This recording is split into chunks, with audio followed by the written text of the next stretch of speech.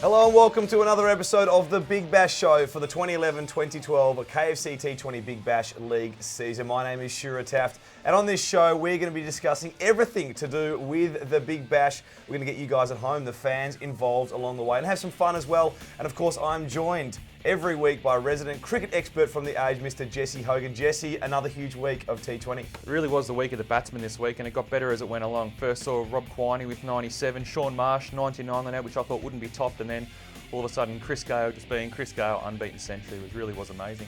And what about some of the results at the moment? Because obviously the Renegades, they haven't won a game yet. That's a bit of a surprise. Oh, that's it's a big problem for them. You know, 2 from 2. I mean, they've still got a chance to make the finals, but you think now the chances of hosting a final are almost gone. And sort of other end of the scale, Sydney Thunder, 2 from 2. When you look at the moment that their sort of high risk strategy of focusing so much on the top end players like Warner and Gale is really paying off. When you've got two players who can make hundreds, obviously you're almost halfway there. Well, Who's Hot, Who's Not is the segment where we talk about which players are absolutely smashing it and which players aren't quite living up to expectations based on their scores in the KFC Big Bash fantasy game. Some players are hot at the moment. Jesse, who are they? Well, I think at the moment, though, it's a very good week for the old blokes, not necessarily scores-wise, but especially Brad Hogg and Shane Warne both had sort of excellent weeks. Well, Shane Warne called a wicket, which is amazing in the game. That was fantastic, but I think if you look at clutch performances, I would have thought initially you couldn't top Thursday night, Shaun Marsh dragging the Scorchers to a win when they were chasing 189, but I think the overall clutch performance has to go to Chris Gale. Century not out. When you see, I think the next best for the Thunder was about 17 not out. He single-handedly carried his team to victory, just like David Warner did last week. You're right. At the moment, the batsmen seem to be dominating this competition, there's no doubt. But there are some people who aren't quite performing at the moment after 2 games. Who's not hot?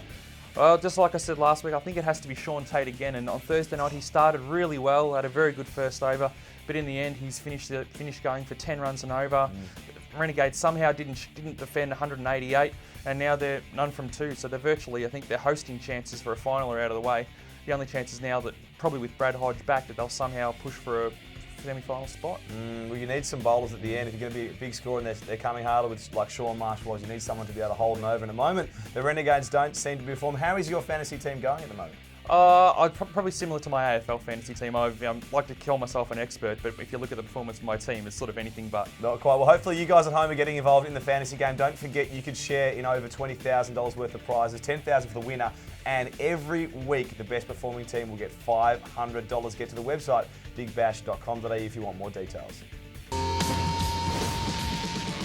Now, as promised, each week we love to get you guys, the fans at home, involved. And that means getting you on Twitter and asking the questions to our resident expert, Jesse Hogan. All you need to do is make sure that you hashtag Big Bat Show. Right, there's been some questions coming in this week for you, Jesse Hogan. The first is from @JoshHart7, who says, please explain why Phil Jakes opens the batting for Hobart. All he does is hit singles. I think I've actually got to disagree with Josh here. I think he was a pretty smart signing by Hobart. He was one of these sort of senior New South Wales-based players that I guess sort of fell between the cracks of the Thunder and the Sixers. Thought he was a really good pickup. Probably ideally you'd pair him with Mark Cosgrove at the top of the Hurricanes batting order. But so far I think he's proved a very good foil.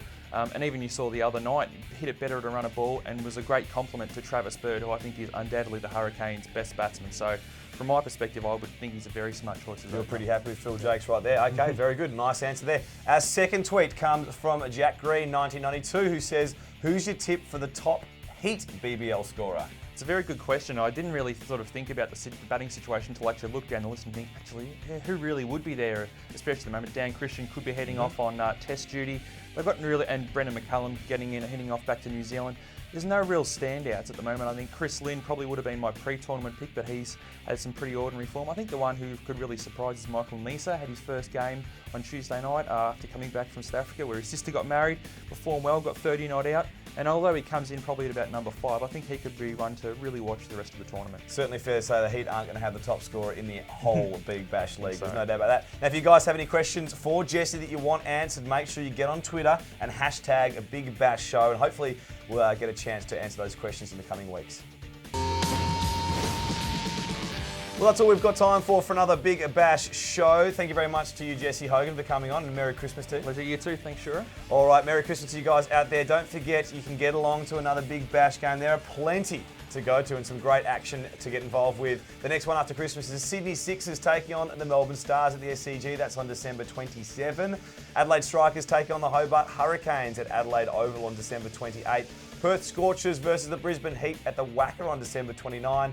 And Sydney Thunder taking on the Renegades, who need a win at ANZ Stadium on December 30. Plenty of cricket, of course, with the Boxing Day test on as well. Now, if you want to get involved with Jesse and asking questions about the Big Bash, get on Twitter, #BigBashShow, and he will have a crack at answering any curly questions you might have.